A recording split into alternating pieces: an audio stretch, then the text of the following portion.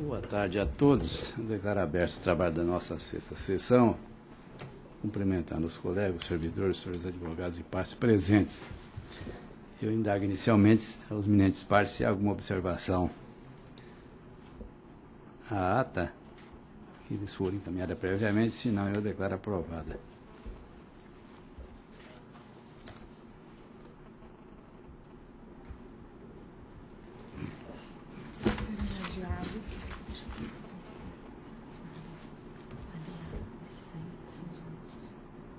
Tá.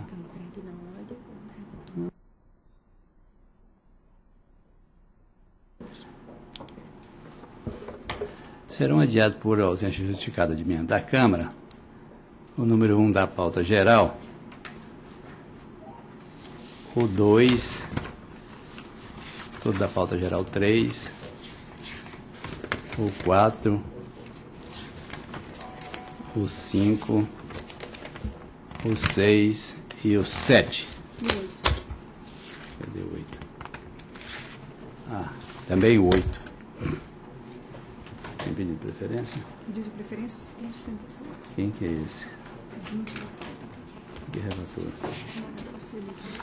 Senador Celim, Vossa Excelência, relata e julga o 20 da pauta geral, que tem pedido de sustentação oral com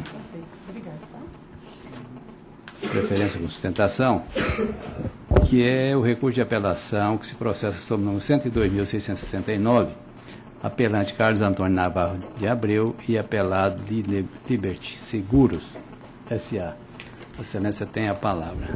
Trata-se de recurso de apelação civil interposto por Carlos Antônio Navarro de Abreu, com o fim de reformar a sentença proferida pelo juiz da 4ª Vara Civil da Comarca de Cuiabá, que em ação regressiva de reparação de danos materiais cumulados com danos morais, código 80.3187, ajuizada pelo apelante em face da Liberty Seguros Sociedade Anônima, julgou improcedente a pretensão inicial, com fulcro no artigo 269, inciso 1 do CPC, e condenou o autor apelante ao pagamento das custos processuais e honorários advocatícios, estes fixados em R$1.000, nos termos do artigo 20, parágrafo 4º do Código de Processo Civil.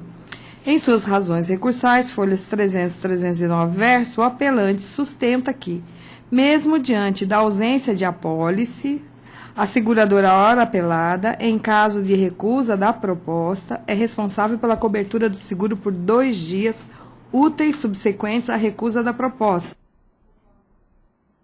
conforme o parágrafo 2º do artigo 8º da circular SUSEP número 251/2004.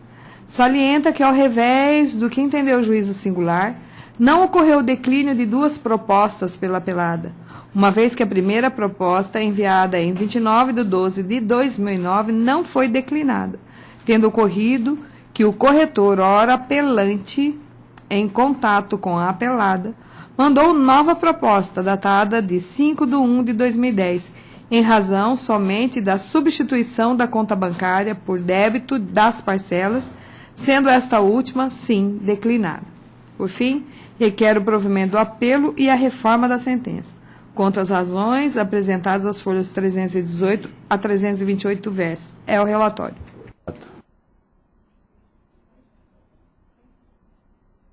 Com a palavra, o eminente advogado, pelo prazo regimental, Dr. Paulo Carlos. Boa tarde, excelências. Cumprimento a todos, desejando muita saúde e paz. Obrigado. O caso presente, como bem relator, a relatora, não penso que não há necessidade de muitas delongas, mas o que eu queria deixar mais claro é que, de fato, existiu o contrato de seguro,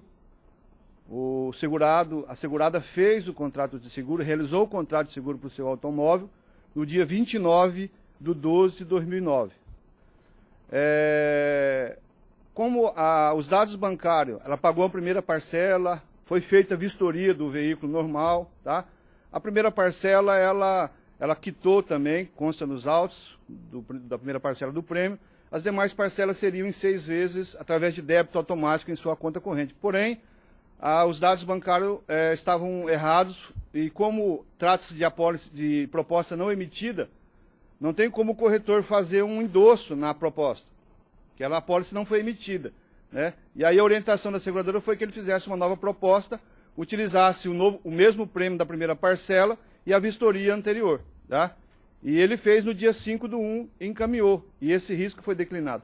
O primeiro risco, a primeira proposta, o corretor e nem o segurado, da segurada receberam o declínio, a recusa desse risco, né? Que se deu no dia 4/1, analisando o extrato da proposta de folhas 3 nas razões do recurso. Lá embaixo a gente vai ver que no dia 4/1 consta lá, declínio do risco. E diante da circular da SUSEP, do dia 4/1, por mais 2 dias, ela teria ainda mais 2 dias de cobertura. Ou seja, até o dia 6, foi a data do sinistro. Se pegasse a primeira proposta. Pegando a segunda proposta que ele encaminhou novamente, tá, no dia 5/1 mesmo, a seguradora declinou o risco, tá, onde ele mandou os novos dados bancários da conta para vir o débito. Nesse mesmo dia, a seguradora declinou o risco, esse está certo. Porém, ela teria mais 2 dias de cobertura, né?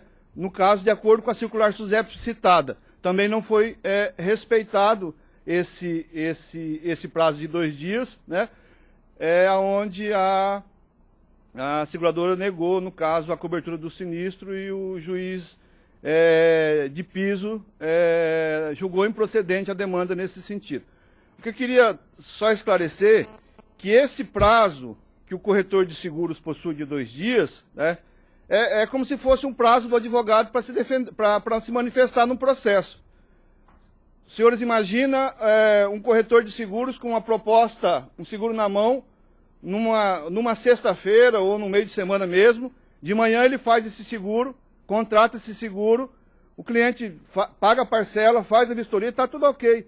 E o cliente sai viajar para o sul do país, quando é à tarde, 5 horas da tarde, a seguradora manda a recusa do sinistro.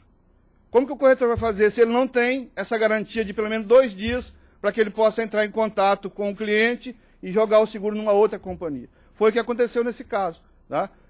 Durante esses 2 dias que a seguradora dá para o corretor para que ele possa colocar o seguro em outra companhia, houve o sinistro, tanto na primeira proposta quanto na segunda proposta, né? Portanto, excelências, diante dessa situação e desses fatos, clamamos para que a sentença seja reformada, né? E, ao final, seja julgada procedente o pedido do autor, corretor de seguros, nessa ação regressiva. Palavra eminente, relatora. Trata-se de ação regressiva de reparação de danos materiais cumulados com danos morais, ajuizada por Carlos Antônio Navarro de Abreu, em face da Liberty Seguros Sociedade Anônima. Narra inicial, em síntese, que o autor apelante Carlos Antônio Navarro de Abreu, corretor de seguros, intermediou a celebração de contrato de seguros de dano de um veículo entre a resseguradora e a senhora Rosângela Batista de Lima, proprietária do veículo Fiat Palio, placa HJK 8353. Aduz que no dia 29/12/2009 enviou a primeira proposta da segurada, número 81665019. Contudo, em 4 de janeiro de 2010, o risco foi declinado pela resseguradora. Diante de tal declínio, o autor, em 5/1/2010, enviou uma nova proposta de seguro. Contudo, nesta mesma data, mais uma vez houve o declínio do risco pela resseguradora. Salienta que na data de 6/1/2010, ou seja, um dia após a ciência do declínio da segunda proposta, o veículo anteriormente descrito, em decorrência de capotamento, sofreu diversos danos. Acionada, a resseguradora não pagou os custos do reparo no veículo. Sendo assim, diante da responsabilidade solidária, efetuou o pagamento dos reparos no valor de R$ 19.076,82. Por fim, pleiteia o direito de regresso a fundamento de que a resseguradora era obrigada a cobrir os custos do reparo no veículo, conforme dispõe o parágrafo 2º do artigo 8º da circulação SUSEP, número 251/2004.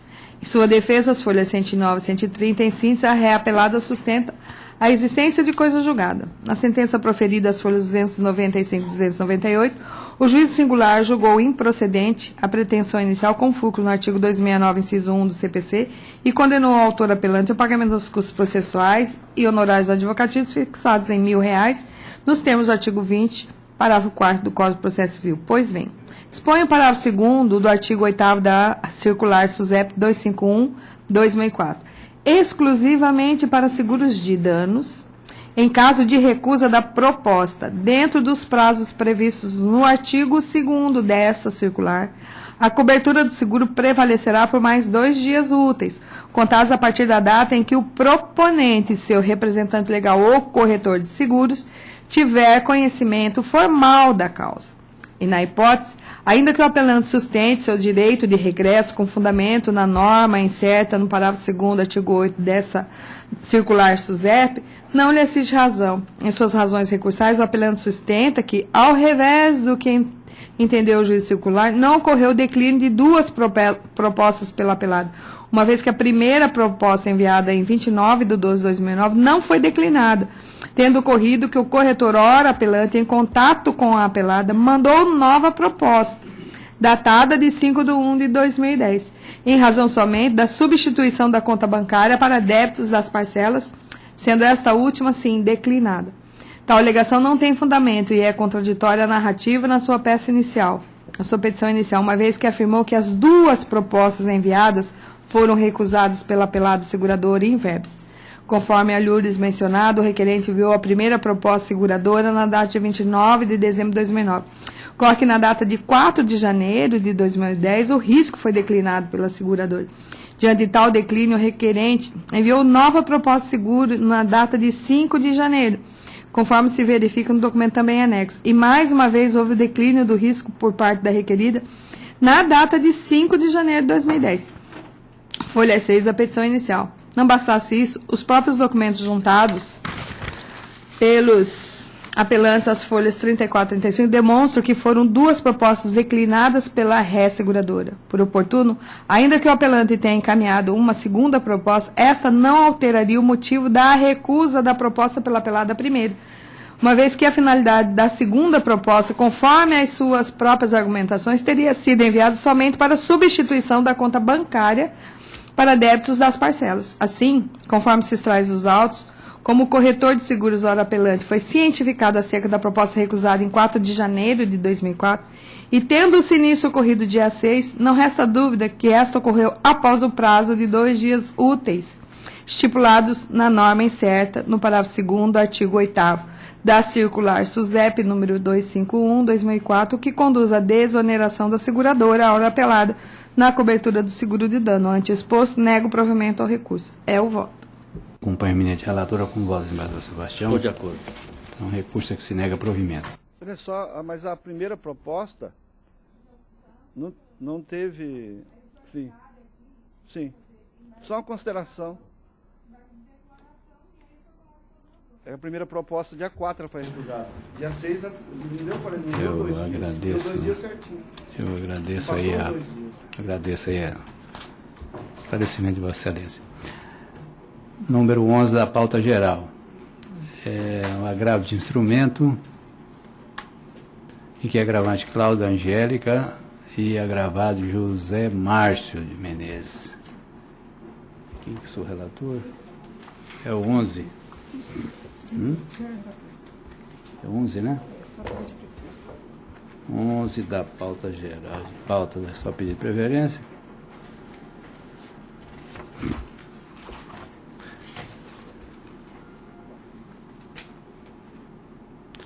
Isso aqui é um pedido de justiça gratuita, que está sendo pleiteada na origem, e o juiz acabou por deferir para pagar ao final. E como é que os valores são considerados irreleváveis, são uma série de ações, eu estou dizendo que não, tem que pagar as custas processuais. Estou dando provimento ao recurso para que se efetue num prazo razoável o pagamento. De acordo. Senador Sebastião? De acordo. Recurso aqui se dá provimento.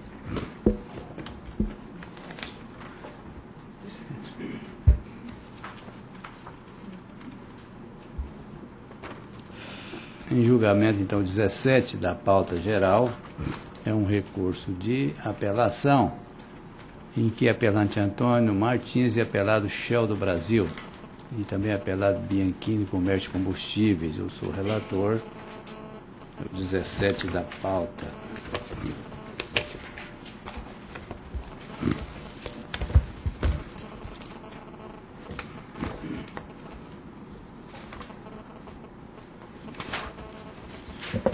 17? 17.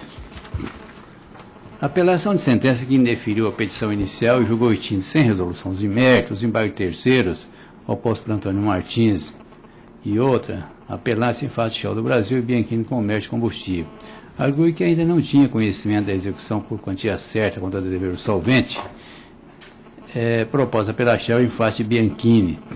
Argui ainda que em 30 de 10 de 97 adquiriu do senhor Germano Bianchini, por escritura pública de compra e venda, um imóvel urbano situado em Casco, com área tal, bem como recentemente, mais precisamente em 2012, é que tomou conhecimento da referida execução e inclusive da penhora sobre o imóvel que adquiriu de Germano Bianchini, determinada pela decisão proferida na ação executiva. Alega que porque não tinha ciência da execução e alega que não tinha ciência da execução e, de igual modo, também não sabia da fraude da execução decretada no processo executivo, em que restou anulada a venda do imóvel feita para si por Germano Bianchini. Informa ter oposto embargo terceiros em 30 de 3 de 2012, vale dizer, quase 15 anos depois de ter registrado o imóvel em seu nome, em razão da venda que lhe foi feita por Germano, porquanto somente em 2012 é que tomou conhecimento. Defende a possibilidade de oposição de embargo terceiro, porquanto a dois não ser parte na ação executiva. Após o pré-questionamento, pede a concessão da tramitação dos efeitos adultério por meio do recurso, sem contrarrazões ao relatório. Voto. Apelação, então. O cerne da apelação é saber se é caso... o excelência vai fazer uso da palavra? Pelo apelante. Bom, eu vou fazer só a excelência tem a palavra, melhor assim. A excelência tem a palavra. Eu agradeço. Excelentíssimo desembargador presidente, desembargador Guiomar, excelentíssimo desembargadora Serli, revisora, excelentíssimo desembargador Sebastião, senhores e senhoras serventuários, colegas advogados. Trata-se aqui de um embargo à execução que, proposto no ano de 2012, agora, no ano de 2015, teve indeferida a petição inicial, segundo a nobre magistrada da instância singela, ao argumento de que já havia sobre o imóvel objeto desse embargo de terceiro uma decisão transitada em julgado declarando a fraude à execução. Né? E, em decorrência disso, esse imóvel, que é de propriedade do apelante há exatos 18 anos, e que até hoje, 18 anos passados, não consta nenhuma restrição à margem da sua matrícula, muito menos esta penhora, esse imóvel já está em vias de ser levado à praça, por decorrência do indeferimento do embargo de declaração, dos embargos de terceiro, 3 anos após a sua propositura. Eu destaco aqui, excelências, que em 1997 o apelante adquiriu este imóvel, verificou junto à matrícula, tomou todos os cuidados necessários e viu que não havia nenhuma restrição sobre o imóvel. Em 2012, ele teve conhecimento de que este imóvel estava sendo objeto de penhora nos autos no processo de 1998. E então, ainda que na margem do imóvel, na margem da matrícula não constasse em nenhuma averbação, ingressou com os embargos de terceiro. Verificando então o processo de execução, nós vimos que no ano de 2002, e ele comprou o imóvel em 97, no ano de 2002 foi determinada a averbação da penhora à margem da sua matrícula. E então o cartório informou que não seria possível, porque o imóvel não estava em nome do executado, mas sim do embargante ora apelante. Né? Isso 4 anos e meio após a sua compra, a sua aquisição. Nós temos então assim uma síntese que 18 e digo mais, quando ingressamos com a apelação, e por isso eu ouso dizer que até hoje não consta nenhuma restrição à margem da matrícula do imóvel. Então nós temos 18 anos no mínimo de desídia da exequente, que não tomou nenhuma atitude para resguardar o seu direito. Eu invoco aqui, principalmente, a súmula 375 do Superior Tribunal de Justiça, que exige para o reconhecimento da fraude à execução ou a inscrição da penhora à margem da matrícula ou a prova de má-fé do adquirente. E nesse caso, o adquirente, lembro, não fez parte do processo de execução, não foi citado, não tomou conhecimento de qualquer forma. O momento que ele teve foi, tomando conhecimento desse processo por terceiros, ingressar com os embargos de terceiro e vir discutir a relação. Então, o entendimento do magistrado, que 3 anos depois entende que não existe condição para a ação, está equivocado e contra toda a jurisprudência do STJ que levou à edição da súmula 375. A súmula 375 é recente, mas a jurisprudência do STJ no mesmo sentido é muito mais antiga. Tomou ele todos os cuidados, não havia qualquer averbação e então os embargos de terceiros são mais do que legítimos para a manutenção do imóvel em seu nome. Ingressamos também, excelência, só a título de informação, quando ingressamos com os embargos de terceiros, juntamos conta de luz, de água, de IPTU deste imóvel, pagos desde 1997 pelo embargante e jamais contestado. Então, não se cogita nesse processo de má-fé dele, nenhuma palavra nesse sentido, simplesmente a juíza, talvez na decisão mais fácil a seu alcance, disse não há decisão transitada em julgado, já declarou a fraude à execução, e mesmo que provocar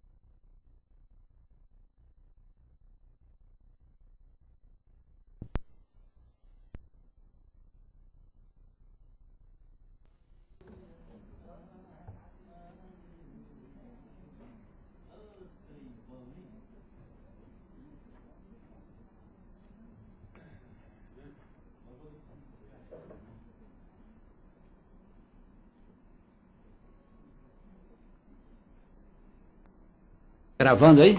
Quer repetir para... Ok? Se eu Não, der mas- 30 segundos, eu posso só concluir, excelência? 30 segundos. A Vossa Excelência deu por concluído, mas dada a anomalia da situação, né? A chamada preclusão consumativa. Se o senhor... Pois é. Pode concluir. Não, só eu citaria também, excelência, o julgamento no recurso repetitivo do STJ.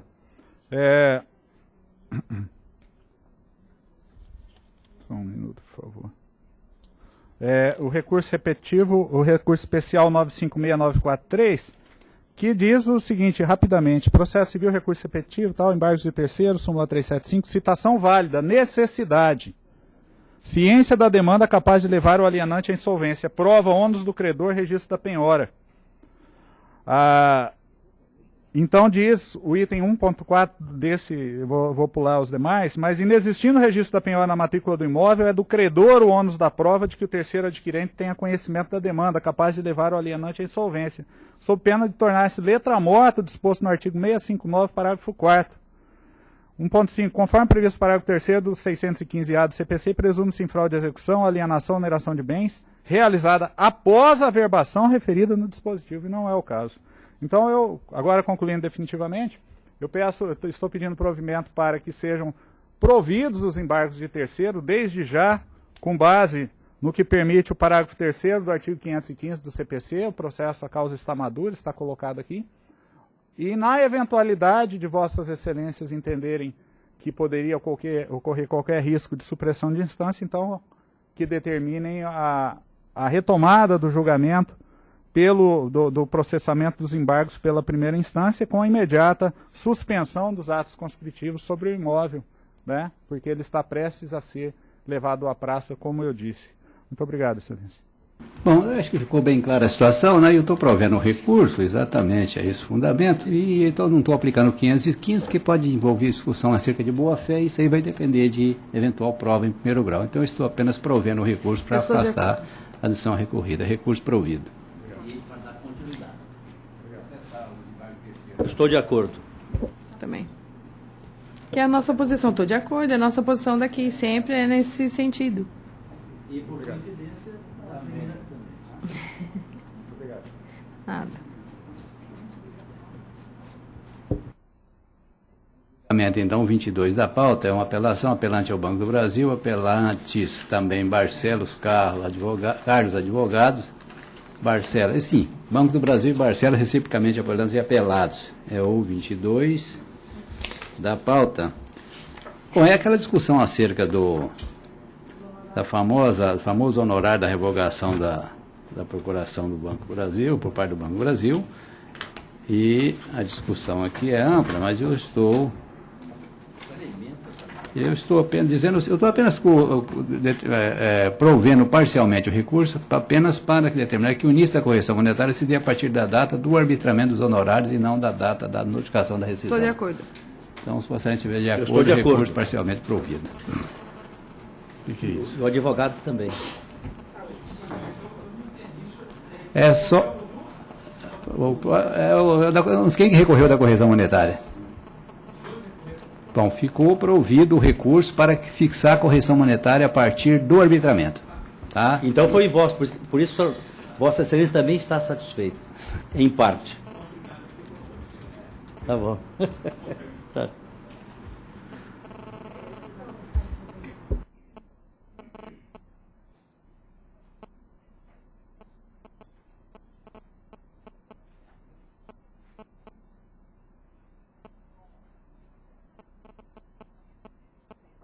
Em julgamento 15 da pauta geral, que é a apelação 95.513, é uma apelação de Cleto Weber e apelado Hilton José Shen.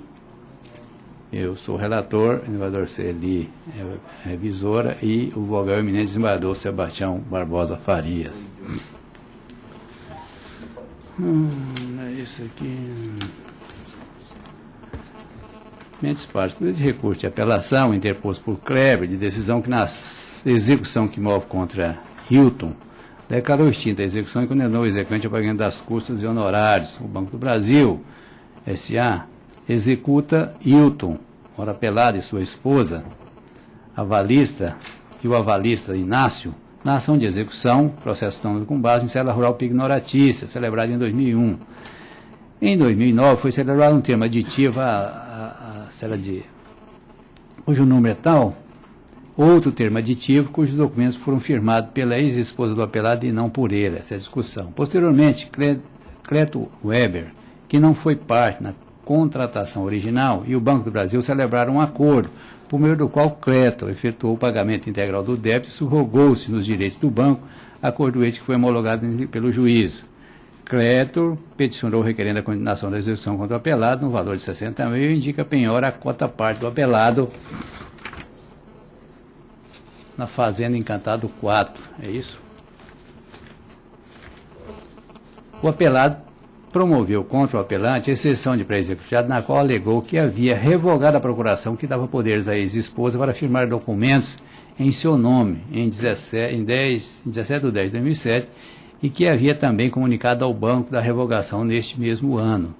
A sentença declarou extinta a execução e condenou o exequente ao pagamento das custas e honorários. Sustenta que a decisão contraria decisões anteriores, principalmente aquela proferida no agravo de instrumento número tal, que reconheceu a regularidade da representação no momento da assinatura dos aditivos. Alega que a revogação do mandato se deu em 18 de 2 de 2013, o que demonstra que estava válido no momento da celebração dos aditivos e que não há prejuízo ao emitente no aditivo firmado pela representante do apelado. Defende a validade do pagamento da dívida com a subrogação e a notificação do devedor. Aduz que a notificação não é essencial à validade da cessão. Pulga pela reforma da sentença para determinar a continuidade da execução e condenação do apelado nas custas e honorários ao relatório. Sustentação, com a palavra, portanto, Vossa Excelência.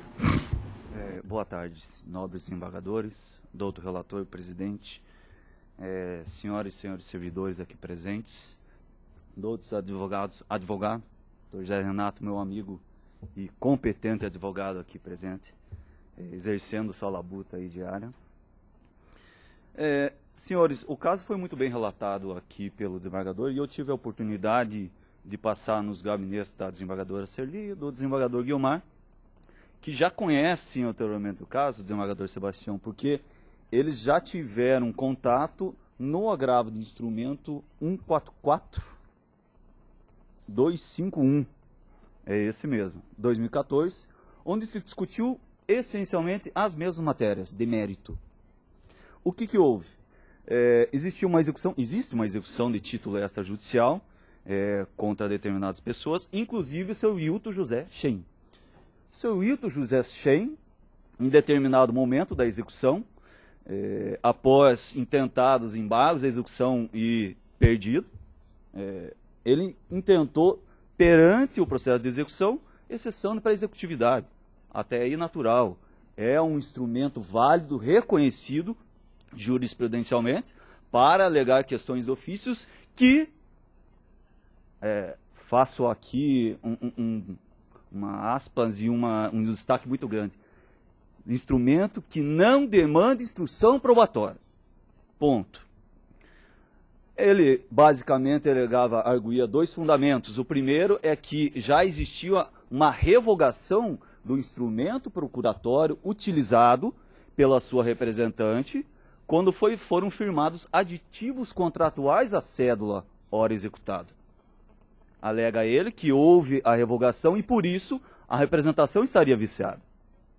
O outro argumento é de que a subrogação ocorrida entre Banco do Brasil, credor originário, e Cleto Weber, subrogado, dependia de uma notificação prévia para, então, ser reconhecida e válida. Essas foram as duas básicas argumentações da exceção de pré-executividade. Num primeiro momento, Vossa Excelência, juízo singular, veio até o processo e declarou que em nenhuma das hipóteses das argumentações levantadas, tinha razão o recipiente. A procuração alegada que foi utilizada para firmar os aditivos não foi aquela revogada, mas sim uma outra procuração válida, plenamente válida, que apenas foi revogada, excelências, 3 anos após a firma dos aditivos. Quem foi revogar essa procuração? O próprio outorgante. Sim, o próprio outorgante foi até lá, o cartório de Tangará da Serra, e revogou essa procuração. Não é novidade para Vossas Excelências, aquele que pratica um determinado ato, no caso a revogação não a procuração, está a reconhecer a sua validade até então, como óbvio, né? É sim o princípio da confiança, é a cláusula do venire contra factum próprio, tão bem reconhecida e sacramentada hoje pelo Poder Judiciário em geral. Enfim, a procuração, então, também foi rechaçada pelo juiz de piso nesse momento, o argumento. O outro argumento, que também foi rechaçado pelo juiz de piso, foi de que a subrogação não é necessário no ato da subrogação, ou imprescindível a validade da subrogação, a notificação prévia do devedor. Isso, inclusive, também já é posição sedimentada da jurisprudência, inclusive dessa casa.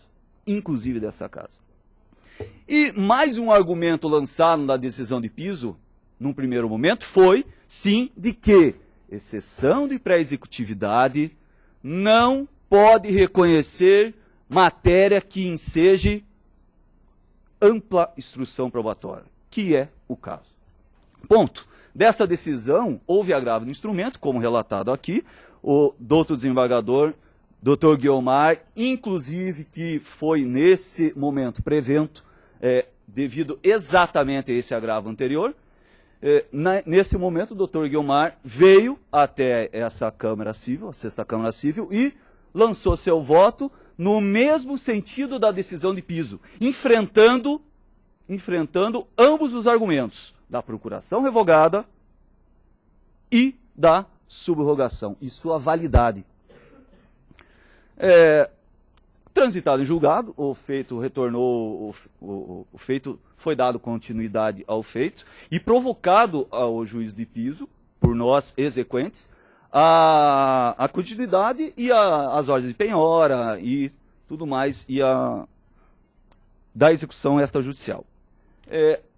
Ocorre, excelência, porque por surpresa, uma surpresa, não sei em qual decorrência, em que decorrência foi, mas por surpresa o juiz de piso, sem a provocação do recipiente, mais uma vez, sem o acatamento dos argumentos lançados na exceção de pré-executividade, ele, entre aspas, acatou a exceção de pré-executividade, reconhecendo argumentos alienígenas à própria exceção, que o recipiente não veiculou na sua exceção, e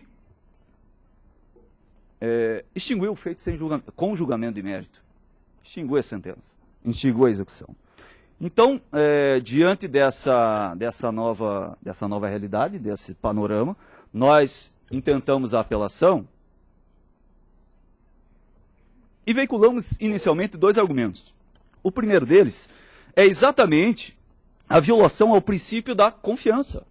É o princípio da confiança de um juiz, de um juízo, de um poder judiciário que, em um primeiro momento, ofertou às partes uma decisão em um sentido. E, num segundo momento, sem justificativa, sem fatos sobrevenientes, ofertou outro entendimento. O mesmo juízo. Então, nós entendemos que isso é, sim, uma violação, uma transgressão ao princípio da confiança, ao princípio do venire contra factum próprio. Perdoe. Mais do que isso, nosso segundo argumento de índole processual é exatamente um argumento que foi utilizado pelo magistrado na sua decisão anterior, que é a violação à súmula 393 do STJ, que diz com todas as letras que exceção de pré-executividade não pode demandar instrução probatória. Por mínima que seja, ela tem que ser visualizada de plano.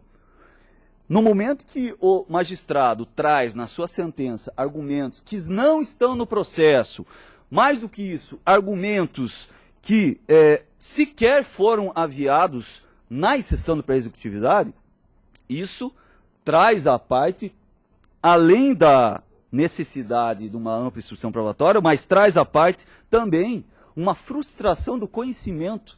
Nessa nova vertente processual, do novo Código Processual, temos até aí uma violação ao princípio do contraditório efetivo, do contraditório substancial. Portanto, esses são os dois argumentos do índole processual. No mérito, excelências, já caminhando para o final da explanação, mas o vício de representação também não existe. Foi muito bem discutido, seja no primeiro grau como no segundo grau, e ambas as cortes, tanto o juiz de piso como essa corte, já se manifestou pela validade da representação. Era válida em que pese existirem outras ações que envolviam as partes, representado e representante, mas a representação era plenamente válida. E isso, inclusive, já foi declarado aqui pelos mesmos argumentos lançados na exceção de pré-executividade. E, por fim, já caminhando para o final, o segundo assunto do mérito é que a notificação, ainda que fosse supostamente necessária, ela foi feita. Ela foi feita e está no processo. O seu Cleto Weber e o Banco do Brasil, ambos conjuntamente, notificaram o seu Wilton José Schaen sobre os termos da subrogação. Os termos do negócio, que, como uma subrogação convencional, equipara-se à cessão de crédito, coisa que está expressamente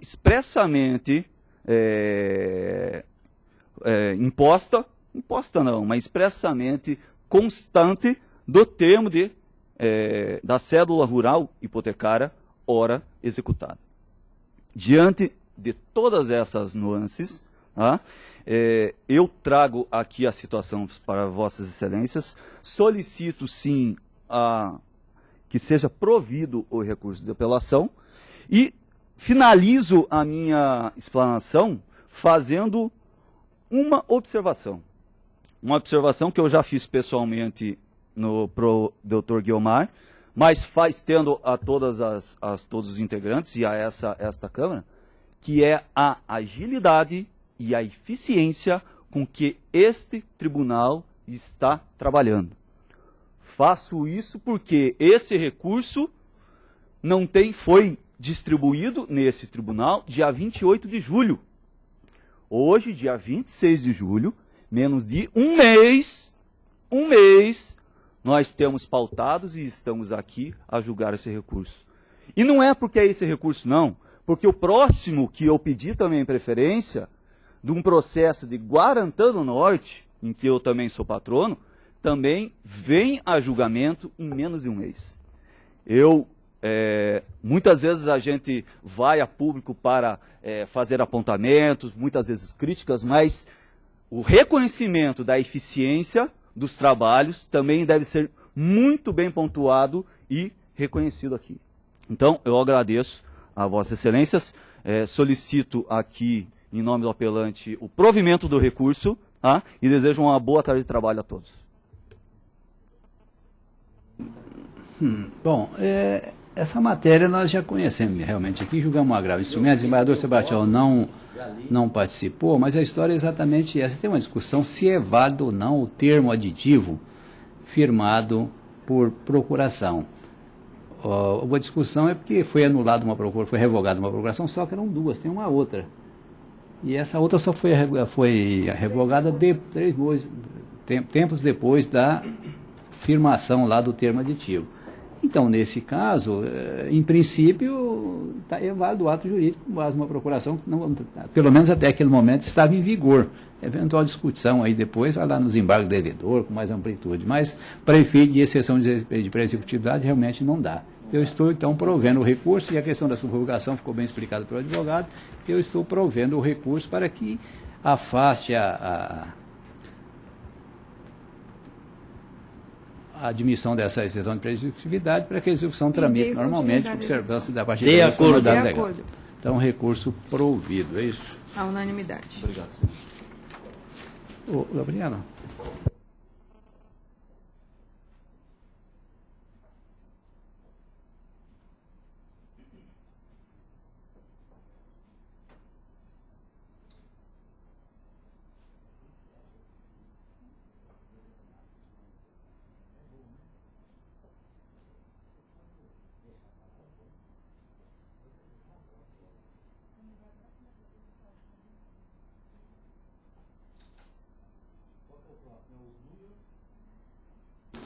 Bom, o próximo é um recurso de apelação, o Guarantã do Norte, apelante é Taylor, é o 16 da pauta, Telier Montanher, limitado e apelado MM Original Distribuidora de Petróleo. Eu sou relator, desembargador Serli, revisor eminente desembargador Sebastião, o vogal.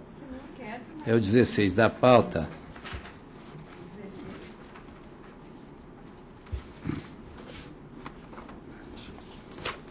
Agora não dando diagnóstico. Vamos lá. Apelação interposta por Montanha de sentença que na ação ordinária ajuizada contra a distribuidora julgou parcialmente procedente os pedidos iniciais para determinar o cancelamento do protesto do boleto emitido para pagamento de combustível, declarar a nulidade do negócio jurídico praticado entre a reapelada e a TRF Garcia, mas julgou improcedente pedido de indenização por danos morais. Afirma que a própria sentença reconheceu que não aconteceu o negócio jurídico representado pela nota promissória referente a hipotético fornecimento de combustível. Alega que sua credibilidade foi abalada, porquanto seus dados cadastrais foram utilizados por Miguel Garcia, representante da TRR Garcia, que, sem sua autorização, efetuou os pedidos de combustível perante a apelada, mas não adimpliu a obrigação em seu nome e seu nome foi incluído no rol de adimplência. Sustenta que, contrariamente ao disposto na sentença, não se beneficiou de qualquer vantagem revelada nos autos e, diante do reconhecimento da identidade do título, da terminação do cancelamento do protesto e da instrução processual, a improcedência do dano moral é decisão incoerente. Aduz que estão presentes os requisitos da responsabilidade civil e que o protesto indevido era a única restrição cadastral em seu nome que lhe causou tal. Afirma que a sentença deve ser reformada também em relação aos ônus comerciais, porquanto não houve fixação percentual de honorários, apenas determinação de suspensão, o que contraria a súmula. Pois bem, tem sustentação oral? Não. Não. O apelante, eu não sei se eu até parece que comentei isso, não. Se a parte permite a utilização de seus dados cadastrais para viabilizar a aquisição de combustível por um terceiro que não efetuou o respectivo pagamento, não pode pleitear indenização por danos morais decorrendo do protesto de título decorrendo de obrigação daquela. Se a Excelência estiver de acordo com essa conclusão, então eu vou dizer que o recurso foi desprovido. Eu estou de acordo. Agora eu estou vendo aqui que tem um negócio de honorários também aqui que eu vi aqui. Eu estou vendo aqui que, embora a parte seja beneficiária da justiça gratuita, é isso? Não. Então,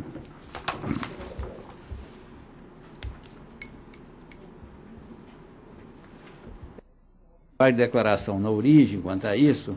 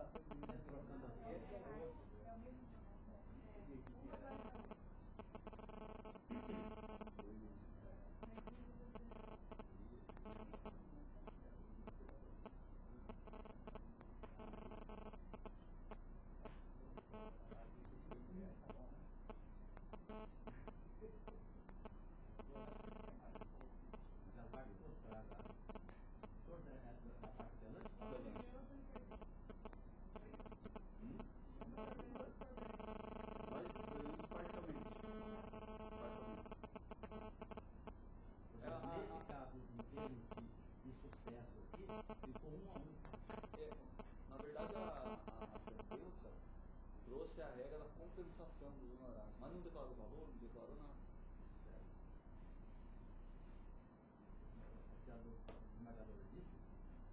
Hoje, em 2 oportunidades, ficou 1 a 1. Para mim aí que fica arbitrado os honorários em R$ 5.000 e custas na forma da lei. Pronto. Levar em conta para a compensação do valor. É que aqui Eu não... entendi.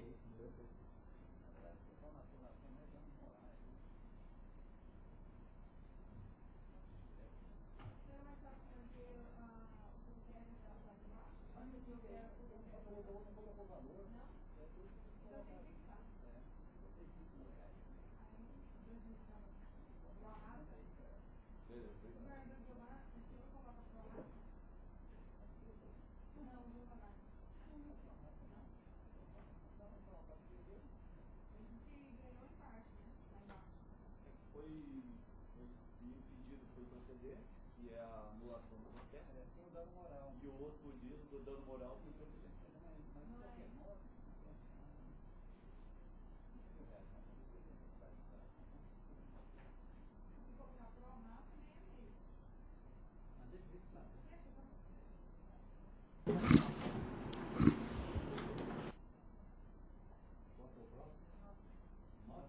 Excelência, julgo novo da pauta é um regravo de instrumento 81.250, agravante Sindes Fisco, Sindicato de Tributos e agravado Sidney Fernandes Souza. Grave de instrumento, interdito proibitório e legitimidade passiva preliminar rejeitado. Ausência dos requisitos previstos no artigo 927 do Código de Processo Civil, decisão mantida, recurso improvido. Eu estou de acordo. acordo com o excelente recurso, então, desprovido. Rejeitada a preliminar. Rejeitada a preliminar, claro. 10 da pauta geral é um recurso de agravo de instrumento 96.906, agravante Pedro Rodrigues Lima e agravado Banco do Brasil S.A. Eu estou negando provimento ao recurso, e aqui é aquele negócio de deve em conta corrente. Na verdade, né? o seguinte, Não tem prova. o agravante não fez provou. as alegações dele. Na míngua de prova, eu acompanho Vossa Excelência. Também estou agravado, a decisão indeferiu. De E a acordo. questão aqui ainda é, como é que fala?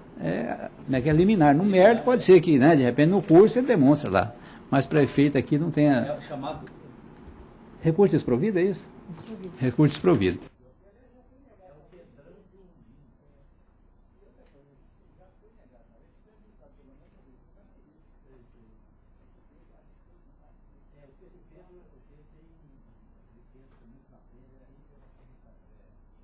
O 12 da pauta geral é isso aqui. Que tem isso aqui? R$ 3.000. Decisão, eu acho que não tem mesmo. Parece-me que o crédito está não sendo tem. discutido. Não tem comprovação que ele está incluso na recuperação judicial. Por isso que ele não está. Exatamente. Então é uma apelação, 72.199, é o 12 da pauta geral. O apelante é Ricardo Luiz Machado Lima e o apelado Banco Santander. Eu estou desprovendo o recurso porque a recuperação do devedor não impede o prosseguimento das execuções. Tal. Nem mesmo a suspensão ou extinção, é. Estou de Recurso desprovido, então. Próximo. Barão Serri, Vossa Excelência, relato do 13 da pauta, que é apelante FMO, representado por sua mãe, e apelada, e ainda apelante VRG Linhas Aéreas. O que é VRG? Ele Varg? fala aqui, né? Falou, mas pela não intervenção que já atingiu a maioridade. Representado por sua mãe, Por isso que eu olhei. Será Mônica. que... Veja, reciprocamente apelante e apelado. Vossa Excelência tem a palavra. Apelação civil, transporte aéreo, atraso, voo, mero descumprimento contratual, situação excepcional não comprovada, dano moral inexistente, ação improcedente, recurso provido. Foi juntado nos autos que no dia houve um problema de muita chuva e houve também não sei o nome do negócio lá, mas trouxeram nos autos dizendo que o atraso do voo não se deu por conta foi por força maior, e está comprovado, e trouxeram coisas que aconteceu na imprensa. E se a desembargadora diz que não houve dano moral, é porque não houve. Recurso desprovido.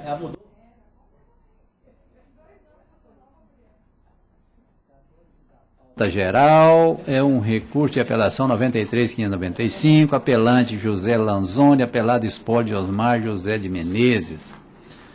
Eu sou relator. Negar argumentar uma decisão impugnada. 2 anos. A Denise que me lembrou, a Denise jornalista. Parabéns.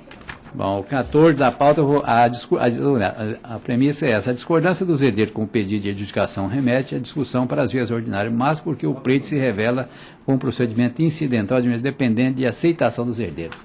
Recurso desprovido. De acordo. 18. Com a anuência de todos. É o 18 da pauta, eu sou relator.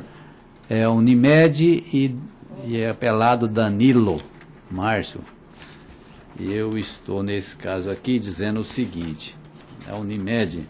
O termo de aditamento de contratos números tais e tais, celebrado entre a operadora do plano e este Poder Judiciário, dispõe sobre a vedação para a inclusão de novos usuários nos contratos aditados.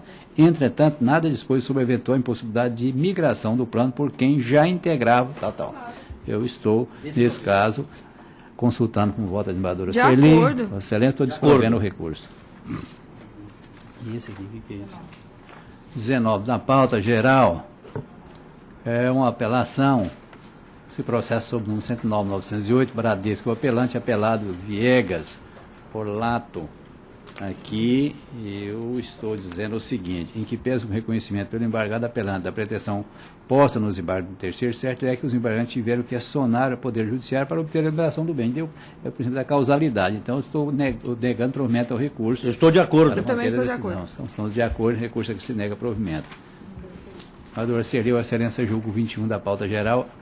Apelante claro, que de vez em quando fica escuro, e o apelado, e ainda apelante, Jurandir Lucas de Souza.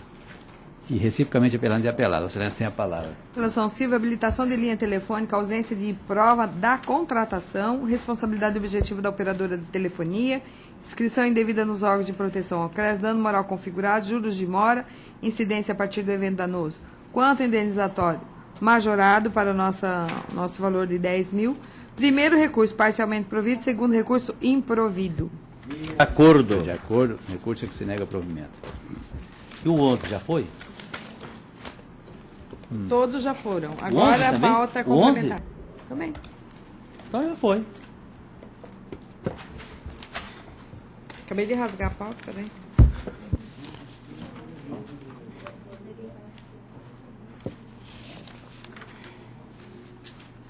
Onze agravo de instrumento, Cláudia Angélica de Moraes Navarro. É, exatamente. Bom, deixa eu fazer uma correção aqui para efeito de ata. Naquele da questão dos honorários, então eu estava negando provimento ao recurso. Mas como não foi arbitrado os honorários, eu estou arbitrando, então eu tenho que dizer que dou parcial provimento, é isso? É isso. Então, o Bastos está de acordo? De acordo. Agora eu fiquei em dúvida. Nós votamos o 11? Qual que é o 11? Votamos, né? Qual que é o 11? Que eu não... Foi no Era o pedido de preferência, preferência. Ah, foi de preferência. Então, recurso. Recurso parcial. Dá-se parcial. Isso. Parcial. Podia avisar o advogado, né? Provimento. Mas é em benefício dele, inclusive, né? É isso? Ele já ficou sabendo que era o honorário o beneficiava, então, né?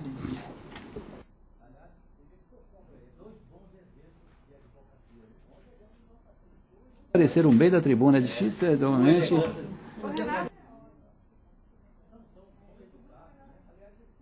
Temos até de agradecê-lo, né? Ele elogia todo mundo, aliás, é preciso até dizer que se alguma... Duas, não foi por... Né? Então, se é que está tendo alguma eficiência aqui, eu até acredito que esteja mesmo, então, né, Ângela, então a gente tem que tributar isso a todos os integrantes da Câmara, nossos servidores, etc. Mas Temos que falar aqui. bem assim, um pouco distante de você, mas nós estamos adquirindo essa força aí. E nós temos também, agora tem que falar do Ministério Público, desembargador Guilmar, que sempre falam rápido nos nossos processos, pelo Exatamente, menos, é. o pessoal que trabalha com a gente, rapidamente volta. Vai, volta, na outra semana já está voltando. Muito, E aí por isso que os nossos o problema é que nos processos que dependem de intervenção do Ministério Público, se parar lá, cai nossa produtividade aqui. Eles estão indo né? muito bem, estão arrasando. Nossas metas. Bom para todo mundo, né? Sim. Conhece mais ou menos? O pessoal do MP, ele já sabe se pisar na bola lá, eu vou atrás.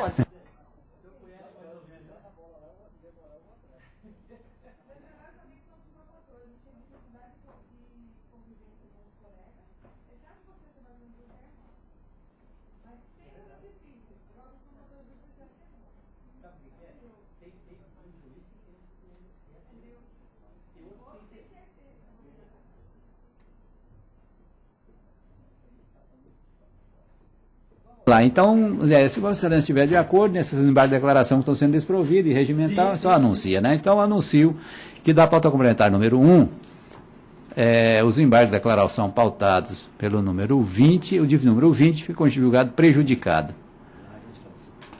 O pautado, o agravo regimental, embargo de declaração número 20. O agravo regimental pautado sobre o número 1, 2, 5, 6, 8, 9, 11 e 18, ficam desprovidos com a anuência dos meus pares. E os embargos de declaração, esse é o desembargador Serli, né, desembargador Serli? Pautados sobre o número 23, 24, 25, 26, 27, 28, 29 e 30, 31 e 33 também, todos desprovidos. Mais alguma coisa? Vixe, nossa senhora. E ainda na pauta complementar tem um agravo regimental, processado sobre o número 1, na pauta 2, que também fica desprovido. E ainda da desembargadora Serli, da pauta complementar número 1, ficam considerados desprovidos os agravos regimentais pautados sobre o número 3, 4, 7, 10, 12, 13, 14, 15, 16, 17, 19. E ainda também desprovidos os embargos de declaração pautados sobre o número 21, 22 e 32. Fechado, nada mais havendo, agradecendo a presença de todos, particularmente nosso estimado desembargador Sebastião, que sempre... Deixa eu falar uma coisa aqui só sobre aquele prazo disposto. O prazo que conta lá embaixo.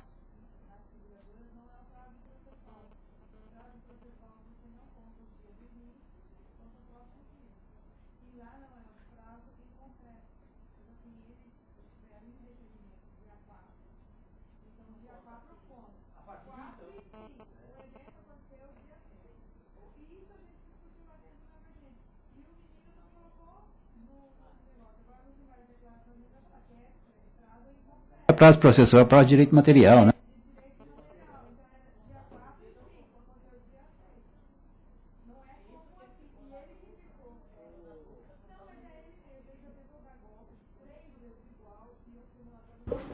Vamos fazer o Gabriela?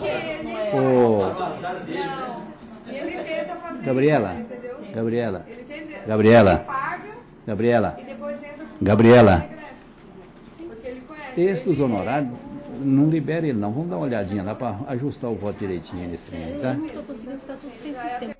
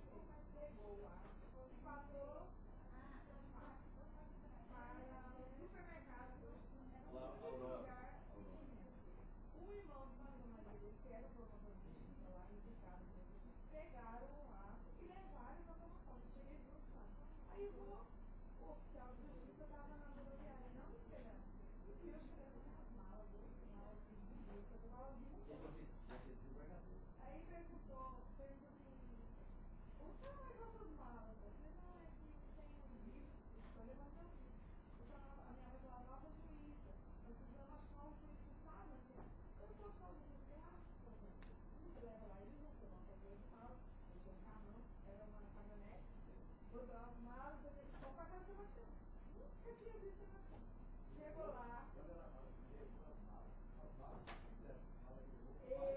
E a minha mãe, super mala contente. Minha mãe era contente. Ele chegando lá. Tinha assim, pegando fogo no quintal dele. Era uma casa de madeira e tinha uma cerca de madeira. Lembra mesmo? Amarelo. Aí chego eu. Esse daqui é uma bermuda pra baixo da barriga pra frente. Sem camisa. Tinha um monte de coisa assim, pegando fogo, eu tava com fogo no quintal. Naquele tempo eu fiz, né? Naquele tempo eu fiz. Era papel, um daqueles papel colosso na caneca dele. E eu falei assim, doutor Sebastião, vem pra sua colega. Vem a criatura. Eu e minha mãe ficou assim. Eu quero que faça. Aí o que ele fez? Graças a Deus! Se grita, se existe dúvida, a cerca de Deus acabou. Você pode vir, eu vou te dar posse, você vai ficar com o eleitoral, com o menor, com o seu diretoria do fórum, e eu vou sair de perto. Eu fiquei 2 anos sem ver exposição. Meu Deus do céu! E aí eu tinha notícia que o promotor de justiça, que era o Francisco, tinha corrido com 2 livros, o cara era horrível. Morreu. Ele veio gravar e morreu. Mas não sei, nem. Sim. Eu estava com esse problema. Essa criatura, né? Situação, eu só voltava a ver negócio. O que eu falei? 28 anos de idade. Eu dava 30 quilos também. E aí? Aí, me apresentou para outra vez eu gostei. Infinitamente, não, deve ter alguma coisa boa. Que amava ele. E uma mulher de Esse ogro aí. deve ser gente boa, porque é uma família. Aí minha mãe já gostou dele. Porque a família é um homem normal, não é. Porque, olha, minha filha, parabéns, tá bem. Aí a Graça fez bolo, de arroz, comeu tudo. Aí colhei pra caramba. Então ele também. Aí me pegaram no carro que nem uma coisa. E aí eu não tinha carro. Demorava muito tempo para ir buscar mesmo. Mandava o cunhado dele buscar, Brasília, Madela, tinha passado. É uma Variante. Primeiro a gente trabalhava com o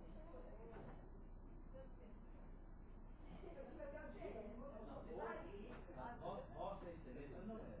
Mas aí, esse daí é. primeira coisa que eu vou fazer, primeira vez, liga preta. Cheiroso da cheira, no lugar que a gente fala tanto. Todas as paredes com vestidos de processo, mais de 3 mil processos, aguardando produção de luz a mais, eu vou ver por merecimento. Eu vou favorar. 70 florar, não sei o quê. Audiência, divórcio,